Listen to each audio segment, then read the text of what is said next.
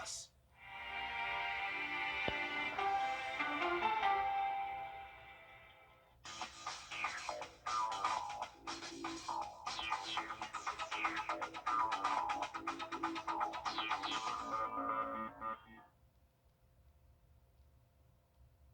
Is Powerball. I'm Laura Johnson. Because of a technical problem tonight, we are unable to bring you the Powerball drawing at this time. As soon as we're able to resolve the issues and conduct the drawing, it will be available for viewing on Powerball.com and on our YouTube channel at Powerball 39. The Powerball lotteries take pride in the strict standards of this game, and our rules require that the drawing be delayed until we can ensure that all game procedures have been successfully completed. As always, the Powerball drawing will be supervised by Lottery Security and an independent auditing firm that will certify the official drawing results. So make sure you hold on to those tickets and check Powerball.com for the winning Powerball number results. Good night and good luck.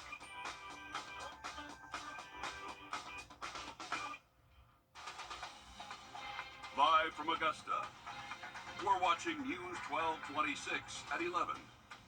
Good evening. The Augusta National Women's Amateur wrapped up in exciting fashion. Dan Booth breaks down the finish in just a moment. And as all eyes turn to Masters Week, we check in from the Mayor's Masters reception and a legendary female caddy in a few moments. But first, to weather with our meteorologist, Emily Acton. The drive, chip, and putt is tomorrow. Emily, what does the weather look like for the event? It's definitely looking good. What we saw today, copy and paste it for tomorrow. Maybe a few degrees warmer, though, so that might be some good news, because it was a little bit on the chillier side today. Overnight, temperatures are dropping quickly. We're sitting in those middle 40s right now, and we'll continue to drop into those upper 30s for the overnight lows tonight. So definitely a cold start to our Sunday, but relatively calm in terms of those wind gusts. Again, this is wind gusts, so the max wind speeds that we can expect throughout the day tomorrow are really only going to reach around 10 miles per hour. Monday, anywhere from 12 to 15. I think that the average, though, wind speed is going to be anywhere from 5 to 10 there for the next 2 days. But for tomorrow, starting off pretty chilly. Like I said, we'll be in those upper 30s for the overnight lows, turning into the 40s by 8 a.m. And then we're going to see plenty of sunshine, so we'll warm up into those lower and middle 70s by the afternoon, Craig. Thanks for the heads up, Emily. Now, Lottie Wode won in dramatic final hole fashion this afternoon at the Augusta National Women's Amateur. News 1226's sports director Dan Booth had one of the best views at the battle between Wode and runner-up Bailey Shoemaker. He joins us in the studio to break down the final round of play from Augusta National Golf Course. It was an unforgettable experience. Thousands of patrons surrounded the 18th green and witnessed one of the most dramatic finishes in the 5-year history of the Augusta National Women's Amateur. I was on the right side of the green on 18 and saw Lottie Wode play the slope perfectly, setting up a 10-footer to capture the victory and finish off a legendary performance. She came into the final round atop the leaderboard at 5 under, a steady first 9 at 1 under par, still had her atop the leaderboard, but Bailey Shoemaker was on fire, posting a 66 and was the leader heading into the clubhouse at 7 under with Wode still on the course. Wode delivered a clutch performance down the stretch, birdieing on 15 and then 17 to tie Shoemaker. You could just feel the pressure and the excitement continue to build. Patrons were 10 rows deep as Wode and her caddy were walking up the 18th fairway. Her approach caught the middle of the slope in the center of the green and then rolled about 10 feet from the hole with a chance to win it on the 18th green. With everyone watching, Wode sank that putt you just saw to secure her victory. I feel like the confidence and stuff like that just comes from knowing you've put in the hours and knowing I'd practiced my pattern a lot before this week, because it's usually a weaker part of my game, and if it doesn't fall into place, it can affect whether I win or not. But this week was probably one of the best, specifically today, the best weeks that I've had on the greens, and like thankfully it came at the right time. Just an unbelievable performance, and when it comes to the aforementioned Bailey Shoemaker, she made history in the final round. She shot a 6 under 66, which is the best final round score any women's amateur player has turned in at Augusta National. She came out on fire with a bogey-free first 9, picking up birdies on 2, 5, and 7. Shoemaker was cooking on the second 9 as well, with birdies on 11 and 13 through Amen Corner, which is beyond impressive to do. She had one more birdie on 16, but a bogey-free 66 wasn't enough to hold off Lottie Wode. Birdieing the last 2 holes is amazing, especially like under pressure, like knowing she kind of had to do it, like that's amazing. So I mean, props to her. That's awesome. I think super clutch. Obviously I'm gonna be disappointed, but I mean at the end of the day, like I played about as good as I could have. Like maybe a couple putts could have dropped, but I mean I made just about everything too. So it just is what it is, you know. Here's a look at the final leaderboard. Once again, just masterful performances from Lottie Wode and Bailey Shoemaker. They were followed shortly by the #1 ranked women's amateur golfer in the world, Ingrid Lindblad, who finished at 4 under in 3rd, and South Carolina's Hannah Darling came in 7th at 1 under. When all the scores were turned in, 7 of the 35 players who made the cut finished the event under par. Golfers are already descending upon Augusta National Golf Club. Jason Day, who is making his 13th Masters appearance, took the time to work on his short game and mid-range game heading into the practice round on Monday. Two-time Masters champion Jose Maria Olazabal is also here for his 35th Masters appearance. We even saw Mike Weir and Peter Malnati's caddy on the range. Malnati won the Valspar Championship and is getting ready to compete in his first Masters. With the thrilling and historic Augusta National Women's Amateur coming to a close, we're turning the page to the 10th anniversary of the Drive, Chip, and Putt National Championships, which tees off on Sunday. Alrighty, some spectacular magic there at Augusta National. Thanks for that, Dan. Now, new at 11, the Richmond County Sheriff's Office is looking for a missing 12-year-old this evening. Tatiana McLean was last seen near a house on Anderson Avenue near Wrightsboro Road and Twig Street on Thursday. She was last seen wearing black sweatpants, a white shirt, and a black jacket. Anyone with information on her whereabouts is asked to contact the Sheriff's Office with any information. Now, while Augusta National Women's Amateur was wrapping up, Augusta Mayor Garnett Johnson was joined by other local leaders at the Mayor's Masters reception here, held at the Augusta Common and open to everyone. The event wrapped up around 9 p.m. and Audrey Dickherber was there for the fun. Audrey? Today kicked off a week of festivities strung with live music, food, and honoring those who have made an impact on the community. Fun! It's the Masters! Everyone wants to be here. It's a great time. A free celebration giving everyone a chance to get in on Masters Week excitement. We have some great honorees. We have Fanny Sonderson, who is the best female caddy in the history of golf. We have Jalen Watson, who's a local Lucy Crawford Laney graduate, who's also a 2-time Super Bowl champion, who's here with us. So we're truly, truly excited about kicking off Masters Week in 2024. Celebrating together and celebrating those who have made an impact on the community. It's an unbelievable honor. I mean, Augusta, for me, has been the most special place in the world for me, apart from home. It's her home away from home, bringing back many memories. My favorite part, probably being outside, being involved in a sport that I love. I get to go to places like this. I get to meet a lot of nice people. When I caddied, I was in competition. I had the chance to win with my player, and to walk this golf course here, I mean, it's just, I feel very fortunate to have done what I have done and to do what I do. Welcoming everyone back and gearing up for the week ahead. It's a busy week. Great opportunity to showcase the city of Augusta and this region to our visitors. Great opportunity to show companies our many offerings as it relates to economic development. So we're truly, truly fortunate to have this event to come back to Augusta every single year.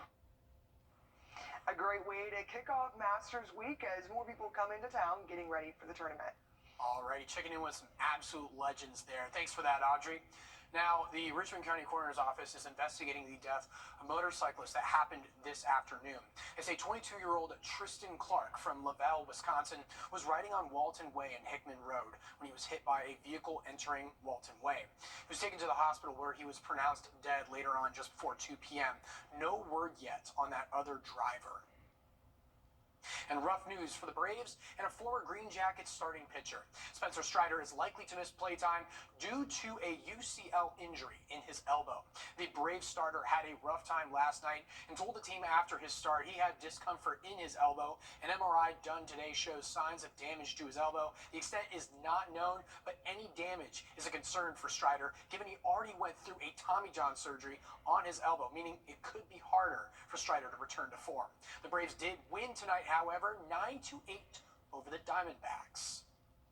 And in case you missed it earlier in North Augusta, Repticon hosted a one-day event. Families were able to get up close with snakes, iguanas, and other reptiles and learn from handlers in person about feeding and caring for the creatures. If you missed the event today but are interested in possibly seeing a show or owning a reptile, you can go to Repticon's website and find out future dates. Well, coming up after the earthquake in the Northeast, there have been aftershocks. The latest in that coming up. The forecast tomorrow is looking a little bit warmer than what we saw for our day today, but definitely a cold start to your Sunday morning. I'll have a look at your full forecast coming up. Don't you hate it? Do yourself a favor and call the Mike Costello Law Firm, because in our town, you're not just a client, you're family.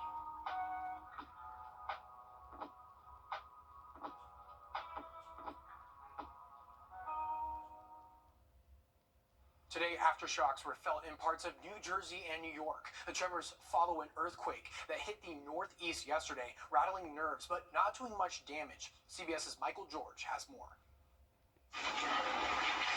One of the largest earthquakes to ever hit the Northeast. More than 40 million people rattled by Friday's earthquake, centered in Reddington, New Jersey. It sounded like 10 freight trains going at the same time. It was felt from the Statue of Liberty in New York Harbor as far away as Washington, D.C. and Maine. A handful of homes were damaged in Newark, but there were no injuries or deaths, and no major damage to bridges, tunnels, or buildings. But there are growing questions about the speed of New York City's response. A phone emergency alert was sent about 25 minutes after the quake was over. 20 minutes is very, very fast for a public notification. In California, where quakes are common, alerts can happen as quickly as 10 seconds before an earthquake. One New York business took advantage of the situation, just hours after the quake, selling t-shirts reading, "I survived the New York City earthquake." She created it very, very quickly, and we got it printed and just thought it was awesome. And just a tad south of New York, community members in Baltimore attended a vigil in honor of the victims of the Francis Scott Key Bridge collapse.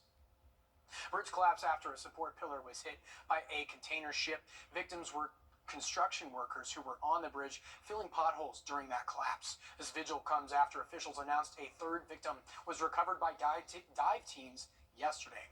The event coordinator spoke on why the construction of a memorial for the victims is important. I want the community to know that we as brothers, we are here and do our best. The construction of the memorial is important, but also the presence. And I guess, as far as our resources, is what we can do to this point. Baltimore Community Foundation established the Maryland Tough Baltimore Strong Key Bridge Fund to allow for donations towards recovery efforts over there. Overnight tonight, we can expect to see temperatures drop off into those upper 30s, so a cold start to our Sunday morning, but I'll be checking your full forecast coming up. Join us right here. The basement, so I can finally throw that party and invite Shannon Barnes. Dreams do come true. That's wall-to-wall Wi-Fi with Xfinity. Get started with Xfinity Internet for $35 a month for 12 months and get free Wi-Fi equipment included. Plus, ask how to save 40% over T-Mobile in your first year. Switch today.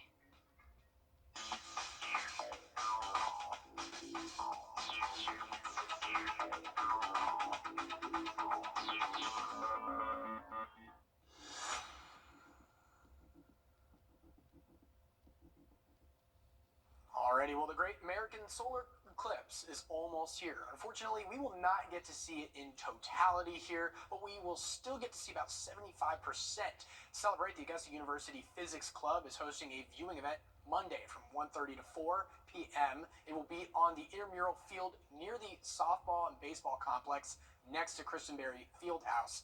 The club will have solar telescopes and free eclipse glasses while supplies last, and USC Aiken is holding an event at the DuPont Planetarium. Eclipse glasses will be available for $2, and the eclipse will begin at 1:50 p.m., ending at 4:23 p.m., with a maximum totality for us at 3:08 p.m. Lots of excitement around the eclipse, Emily. Are we going to have those clear conditions, though, to really see it? It's looking like we will, Craig. It's looking like it's going to be anywhere from mostly sunny to maybe a few clouds out there. So some spots might have a little bit more trouble, but it's definitely going to be a game time decision there. As of right now, it's looking mostly sunny. So that's some great news for those eclipse fanatics. Anybody that wants to view it, again, that happens on Monday from 60 to 80%. But I'll get into that in just a little bit. Current temperatures right now sitting in those middle 40s, so relatively cold. And compared to what we've seen the past couple of nights, and we'll drop off a few more degrees overnight. Good news is we're staying dry, not expecting any rainfall overnight or throughout the day tomorrow. So conditions are looking good for our Sunday. A little bit breezy out there to start off the day. Those wind speeds coming from the east-northeast at about 5 to 10 miles per hour, but those wind gusts could be up to as high as 15 miles per hour. By the time we get to the afternoon, calming down for us. And then to start off our Monday, looking relatively calm, but by the afternoon, we could see those wind speeds pick up a little bit, and those wind gusts anywhere from about 10 to 15 miles per hour. Tuesday morning, looking about the same, anywhere from 5 to 10 mile per hour wind gusts. So again, this is relatively calm in the grand scheme of things. Now, turns of rainfall. We're going to be dry tomorrow and Monday. Now, Tuesday, we could see an isolated shower possible move through our afternoon and really evening hours for us here in the CSRA, but not everybody's going to see rainfall for us, so that's some good news, but still could track an isolated shower in the area. Now, Thursday, that's a different story. Starting early Thursday morning, we're going to see some widespread light to moderate rainfall, and then for the afternoon hours, going to see some showers and thunderstorms, some heavier rainfall embedded in that. A couple rumbles of thunder. As of right now, we're not tracking any severe risk, but it is that time of year where we have to watch these very carefully. So as the weekend goes on and even into our work week, we'll have updates on the exact timing and if there is any severe risk with this system that's moving through. But good news is it should be out of our hair by Friday, just definitely dropping a lot of rainfall for our area.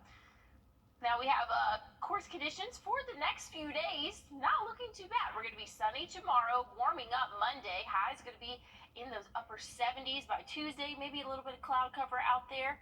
But the good news is that cloud cover is staying away for our Monday for the eclipse. Again, this is a total solar eclipse, but we're only going to see a partial solar eclipse here in the CSRA, and that hit that max right around 3:08 p.m. So definitely going to still see a decent amount of coverage for us here.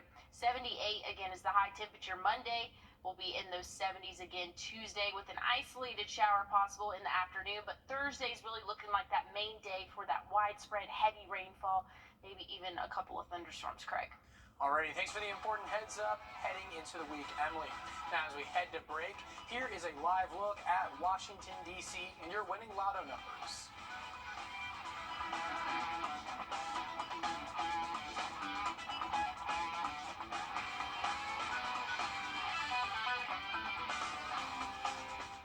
Are you ready to... First Alert Radar, powered by Jim Hudson Automotive Group. Up north, police in Vermont responded to Bernie Sanders' office Friday morning for a fire now being called an arson attempt. Happened after 10:30 a.m. on the third floor outside of Sanders' Burlington, Vermont office.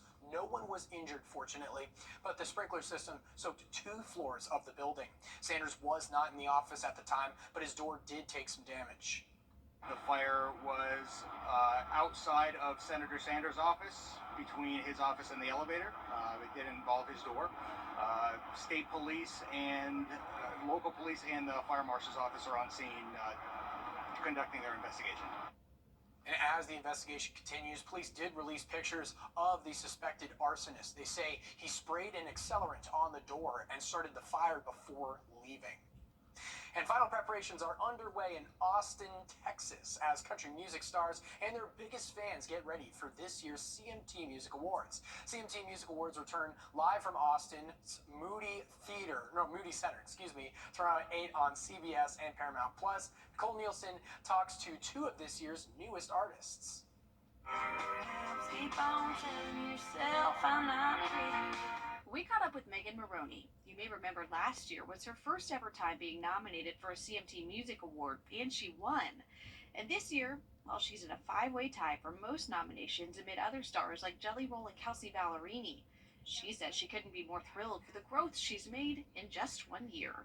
I remember my body, I feel like I blacked out, and when I got off stage, I immediately FaceTimed my mom, because I knew she was would want to talk to me, and I was like, what did I say? I'm like, please tell me I didn't sound that stupid. I don't know, I'm just excited for this new chapter. I've got new music coming, and they're always so supportive and passionate, and I just love them so much. Meanwhile, Dasha is a new artist this year, though she's not nominated. She is ironically performing her hit single titled Austin on the show, which she says is an ode to the live music capital of the world. It's funny because when I wrote the song, it was so from a real place of anger and disappointment, and I've written about the same situation so many times. I'm like, I have to make something fun, like a story out of this, and obviously I've heard so much about Austin, Texas, and I was like, let's just make it leaving Austin, and we made the whole storyline around it, and now we're playing the CMTs. In Austin, Nicole Nielsen, CBS News, Texas. And four-time Grammy-nominated global superstar Kelsea Ballerini will return as solo host of that show and perform live. Well, we did not see any rainfall today and not expecting any tomorrow. We're staying dry until the middle of the work week. Rob, a final look on your forecast coming up. Yes.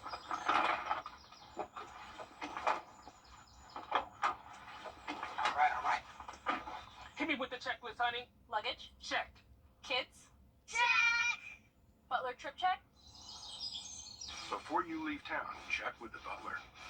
With our complimentary trip check, we'll inspect all your major safety components and parts to ensure your car is running its best. With multiple locations convenient to you, just let the butler do it. Included and no data caps. All for just $60 a month with autopay and paperless billing. Wow. Alrighty, one more story before we go. You may not know his face, but you should know his music. Charles Fox received a star on the Hollywood Walk of Fame last night. He was joined by fellow legendary songwriters Diane Warren and Paul Williams for the unveiling. Fox wrote the theme to many shows, including Happy Days and Love Boat. He also wrote radio hits like Killing Me Softly. The 83-year-old also wrote I Got a Name for Jim Croce. Very huge catalog of songs there, Emily. I didn't know his name, but the show is pretty iconic to family. Whenever I had heard you say his name, I was like, yeah, I'm not 100% sure, but that's pretty cool that he's getting recognized on the Hollywood Star Walk of Fame. Pretty cool. Looking at this week, though, we're going to stay dry. Might see an isolated shower Tuesday, but Thursday, that's going to be our main chance of seeing some heavy rainfall, Craig. Alrighty, and thank you for that, Emily, and thank you all for joining us here on News 1226 at 11. I'm Craig Allison. Have a good night.